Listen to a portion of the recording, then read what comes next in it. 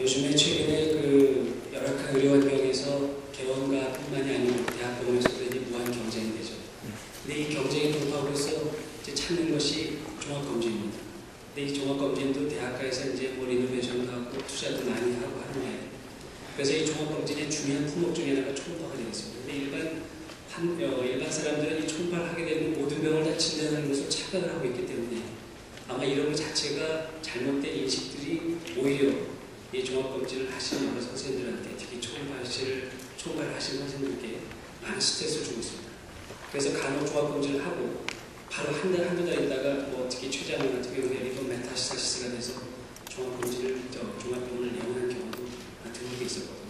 그럼 이게 초음파로 사실 좀 심찬석 교수께서 뭐 말씀을 잘 해주셨겠지만 사실은 특히 최단도는 어느 정도 수면도가 있어도 병변을 제대로 보기가 상당히 어렵습니다.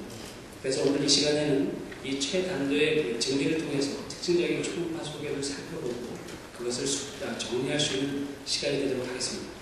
뭐 여러 선생님이 잘 알고 계시겠지만 단독의 쪽에서 아마 다양한 단서를 듣지 않게 접하게 되실 겁니다.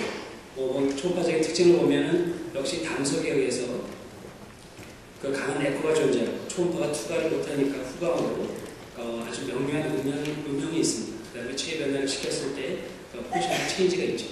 이런 담석에 있어서 체위 변화는 상당히 중요한 포인트가 되겠는데, 왜 그러냐면 사진에서 보듯이 이렇게 작은 하이퍼 에코익한 스포트들이 관찰됩니다. 이런 경우에 사실 그 콜레스테롤 풀립과의 감별이 어렵죠.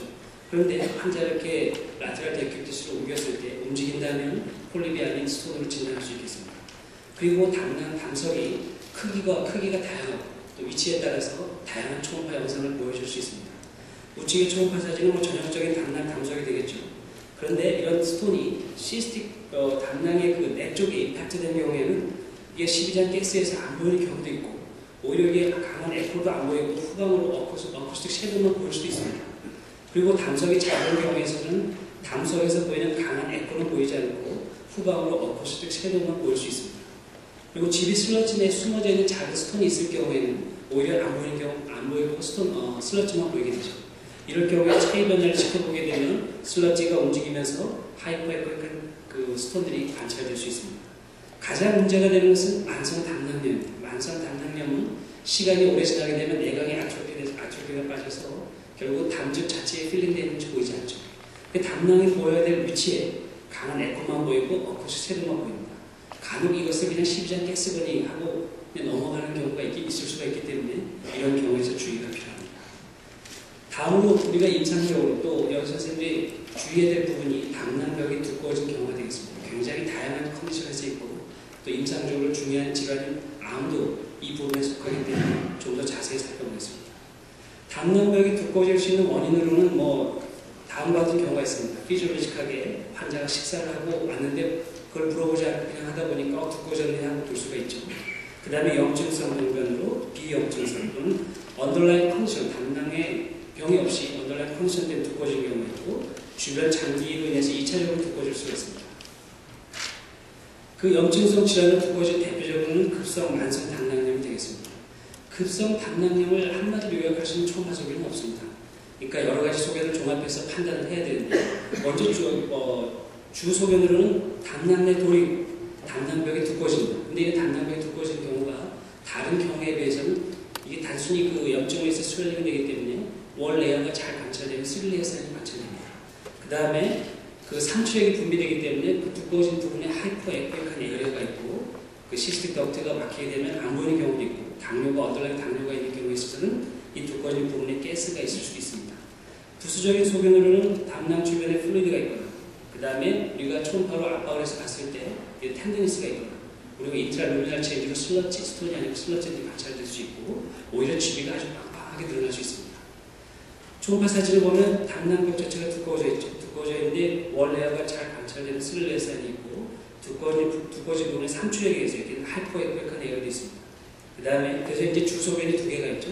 그 다음에 부수적인 소견으로 인트라루미널에 슬러지들이 관찰됩니다. 그래서 주 소견이 2개 이상 있거나, 그 다음에 아니면 주 소견이 한 개 있으면서 부수적인 소견이 2개 이상 있으면 우리가 초음파로 급성 담낭염이라고 진단할 수 있겠습니다. 그에 비해서 만성 담낭염도 두꺼워지지만 이 다 두꺼워진 부분에 보면 급성에 비해서 아주 인호모지니어스하게 두꺼워지게 됩니다. 그리고 스릴레아산이 관찰되지 않고 대부분이 담낭내 담속에 있습니다. 그리고 시간을 두고 우리가 팔로우를 했을 때 담낭 내각이 점차 아트로픽해지게 됩니다. 그래서 보면 담낭벽이 두꺼워져 있는데 스릴레아산이 뚜렷하지 않고 이쪽에 비해서 이쪽은 별로 안 두꺼워져 있죠. 이렇게 인호모지니어스하게 두꺼워질 수 있고 시간을 두고 같은 환자를 팔로우 했더니 담낭 내각이 점차 좁아지게 됩니다. 자, 다음으로 비염증성 질환으로 가장 주의해야 될 부분이 이 부분인데요. 우리가 담낭선 근종증과 담낭암이 있겠습니다. 담낭선 근종증은 담낭 내 벽에 있는 근조직과 브로키탄스키 아시드 사이너스 증식으로 인해서 전반적으로 또는 이렇게 부분적으로 두꺼워지게 됩니다. 보시게 되면 담낭벽이 두꺼워져 있고 담낭벽 두꺼워지는 안에 하이퍼 스포트가 관찰되는데 이것은 그 증식된 브로키탄스키 아시드 사이너스 내 염증으로 인해서 칼슘이 침착되기 때문에 이게 돌이 낄 수가 있습니다. 이런 부위에서 보이게 되는 이런 사인을 다 우리가 코멘트리 사인이라고 하고 담낭벽이 두꺼워져 있으면서 이런 코멘트리 사인이 보인다면 담낭선 근종증으로 진단할 수 있습니다. 그리고 미만형의 담낭선 근종증인데요. 전체적으로 두꺼워진 게 아주 이쁘게 두꺼워집니다. 그리고 그 두꺼워진 부분에 이렇게 고액 스폿이 있다면 문제없이 진단할 수 있고 더 이상 감별이 필요 없죠. 그런데 이런 경우가 문제입니다. 이게 포컬하게 두꺼워집니다. 그러면서 두꺼워진 부분에 칼시피케이션 같은 게 없는 경우 이런 경우는 담낭암과 감별의 초음파는 거의 불가능하다고 봐야죠. 그래서 내시경 초음파 같은 정밀 검사를 의뢰를 한다든지 아니면 수술을 하게 되는데 내시경 초음파 검사를 한다고 하더라도 감별, 민감도는 70%를 넘지 않는 걸로 되어 있습니다. 다음으로 담낭암을 보겠습니다. 담낭암은 여러 선생님들이 잘 알고 있듯이 췌장암보다 예후가 더 좋지 않습니다. 그리고 상당히 진행돼서 오죠. 또 종합검진을 해서 초음파를 했을 때 일반적인 사람들이 담낭은 아주 잘 보이는 거라고 생각을 합니다. 그래서 우리가 놓치기가 쉬운데요. 그럼 담낭암을 우리가 초음파에서 볼 수 있는 가장 특징적인 소견은 역시 담낭벽이 일부 또는 전체적으로 두꺼워집니다. 그럼 그 두꺼워진 건 특징이 있습니다. 그 두꺼워진 부분에 에코가 일단 떨어지게 되고 아주 더 커지게 되면 헤테로지니스해지고 그 다음에 그 두꺼워진 부분의 서피스, 내각의 서피스가 이레귤러한 서피스를 보이게 됩니다. 그리고 이것이 좀 더 진행을 해서 담낭벽을 뚫고 나가게 되면 간과 담낭 변형 사이 경계가 없어지게 되고 담관을 침범하게 되면 상부 담관의 확장이 있겠죠. 그리고 담낭암은 여러 가지 형태로 나타날 수 있습니다. 그 나타나는 형태에 따라서 이렇게 분류를 하고 있지만 이런 분류가 중요한 것이 아니고 이렇게 다양하게 나타날 수 있음을 여러분들은 아셔야 되겠습니다. 담낭 내각이 전혀 관찰되지 않고 종결 꽉 차 있습니다. 이런 경우는 진단이 어렵지가 않습니다.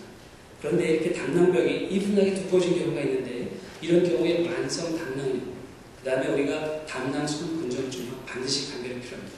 그런데 이 담낭암은 선 근종증이나 담낭염, 만성 담낭염보다 두꺼워진 정도가 조금 더 두꺼워지고 그 다음에 이레귤러하고 서피스 쪽으로 이레귤러한 서피스가 보이게 됩니다. 근데 그 다음에 에코도 믹스드 에코를 보이면서 하이퍼 에코익하게 됩니다. 좀 더 진행돼서 이 리버와의 경계가 없다는 담낭암을 진단할 수 있겠죠. 그 다음에 폴리포이드 리전은 나타날 수 있는데 우리가 비년 폴립, 소위 콜레스테롤 폴립과 감별이 필요합니다. 그런데 이런 악성 폴립은 대개 특징이 브로드한 베이스를 갖고 그 다음에 싱글이고 그 다음에 에코가 호모지니어스합니다. 그 다음에 에코의 텍스처는 리버랑 같거나 약간 높습니다. 여기서 보시면 이렇게 폴리포이드 리전 내에 아네코익한 포션이 있으면 이런 소견만으로 담낭암을 충분히 진단할 수 있다고 되어 있습니다.